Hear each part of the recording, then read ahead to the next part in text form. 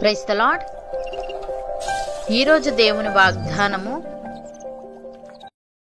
మనుష్య కుమారుని నిమిత్తము మనుష్యులు మిమ్మును ద్వేషించి వెలివేసి నిందించి మీ పేరు చెడ్డదని కొట్టివేయినప్పుడు మీరు ధన్యులు. ఆ దినమందు మీరు సంతోషించి గంతులు వేయుడి. ఇదిగో మీ ఫలము పరలోకమందు గొప్పదయుండును. వారి పితరులు ప్రవక్తలకు అదే విధముగా చేసిరి. లూకాసు వార్త 6వ అధ్యాయము 22వ వచనము 23వ వచనము.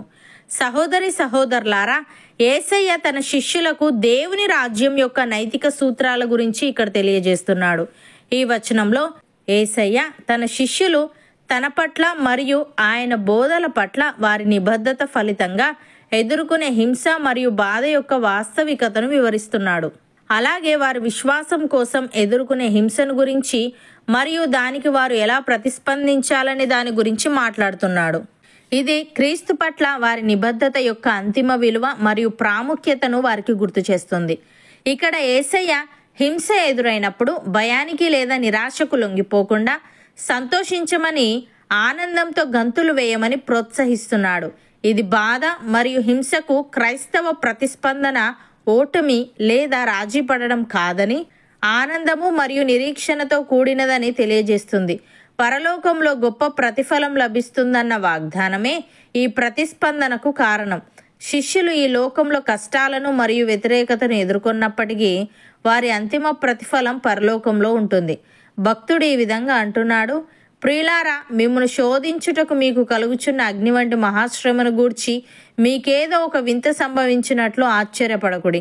క్రీస్తు మహిమ బయలుపరచబడినప్పుడు మీరు మహానందముతో సంతోషించు నిమిత్తము క్రీస్తు శ్రమలలో మీరు పాలివారై ఉన్నంతగా సంతోషించుడి. క్రీస్తు నామము నిమిత్తము మీరు నింద పాలైన ఎడల మహిమా స్వరూపి అయిన ఆత్మ అనగా దేవుని ఆత్మ మీ మీద నిలుచుచున్నాడు గనుక మీరు ధన్యులు. మీలో ఎవడునూ నరహంతకుడుగా గాని, దొంగగా గాని, దుర్మార్గుడుగా గాని, పరుల జోలికి పోవువాడుగా గాని బాధ అనుభవింపతగదు. ఎవడైనను క్రైస్తవుడైనందుకు బాధ అనుభవించిన ఎడల అతడు సిగ్గుపడక ఆ పేరును బట్టి దేవుని మహిమపరచవలెను. తీర్పు దేవుని ఇంటి యొద్ద ఆరంభమగు కాలము వచ్చి ఉన్నది. అది మన యొద్దనే ఆరంభమైతే దేవుని సువార్తకు అవిధేయులైన వారి గతి ఏమవును? మరియు నీతిమంతుడే రక్షింపబడుట దుర్లభమైతే భక్తిహీనుడును పాపియు ఎక్కడ నిలుతురు? కాబట్టి దేవుని చిత్త ప్రకారము బాధపడువారు సత్ప్రవర్తన గలవారై నమ్మకమైన సృష్టికర్తకు తమ ఆత్మలను అప్పగించుకొనవలెను అని. ప్రియులారా, ఎవడైనను అన్యాయముగా శ్రమ పొందుచు దేవుని గూర్చిన మనస్సాక్షి కలిగి దుఃఖము సహించిన ఎడల అది హితమగును.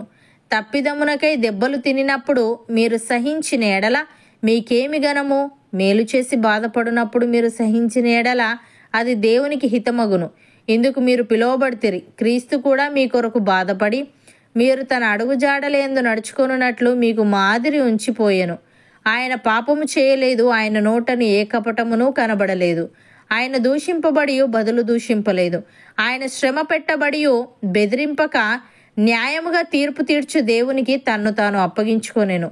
అపోస్తలుడైన పౌలు తిమోతికి వ్రాస్తూ ఈ విధంగా అంటున్నాడు, నీవు నా బోధను, నా ప్రవర్తనను, నా ఉద్దేశమును, నా విశ్వాసమును, నా దీర్ఘశాంతమును, నా ప్రేమను, నా ఓర్పును అంతియోకయ, ఈకోనియ, లుస్ట్రా అను పట్టణములలో నాకు కలిగినట్టి హింసలను ఉపద్రవములను తెలుసుకొనిన వాడవై నన్ను వెంబడించితివి. అట్టి హింసలను సహించితిని గాని వాటన్నిటిలో నుండి ప్రభు నన్ను తప్పించెను. క్రీస్తు యేసునందు సద్భక్తితో బ్రతకనుద్దేశించు వారందరూ హింస పొందుదురు. అయితే దుర్జనులను, వంచకులను, ఇతరులను మోసపరచుచు తామును మోసపోవచ్చు అంతకంతకు చెడిపోవుదురు అని. సహోదరి సహోదరులారా, మీరు మంచి విషయంలో ఆసక్తి గలవారైతే మీకు హాని చేయువాడెవడు? మీరొకవేళ నీతి నిమిత్తము శ్రమ పడినను మీరు ధన్యులే. వారి బెదిరింపునకు భయపడకుడి, కలవరపడకుడి. నిర్మలమైన మనస్సాక్షి కలిగిన వారై మీలో ఉన్న నిరీక్షణను గూర్చి మిమ్మును హేతువు అడుగు ప్రతి వానికిని సాత్వికముతోనూ భయముతోనూ సమాధానము చెప్పుటకు ఎల్లప్పుడూ సిద్ధముగా ఉండి మీ హృదయములందు క్రీస్తును ప్రభువుగా ప్రతిష్ఠించుడి. అప్పుడు మీరు దేని విషయమై దుర్మార్గులను దూషింపబడుదురో దాని విషయమై క్రీస్తునందున్న మీ సత్ప్రవర్తన మీద అపనింద వేయువారు సిగ్గుపడుదురు. దేవుని చిత్తం అలాగున్న ఎడల కీడు చేసి శ్రమ పడుట కంటే మేలు చేసి శ్రమ పడుటే బహు మంచిది. అవును అన్నవారు నాతో పాటు ప్రార్థనలో ఏకీభవించండి. పరిశుద్ధుడా, ప్రేమగల తండ్రి, నీ నిమిత్తము మనుష్యులు మమ్మను ద్వేషించి వెలివేసి నిందించి మా పేరు చెడ్డదని కొట్టివేయినప్పుడు మేము ధన్యులమని ఆ దినమందు మేము సంతోషించి గంతులు వేయాలని మా ఫలము పరలోకమందు గొప్పదై ఉండునని నీవు తెలియజేశావు.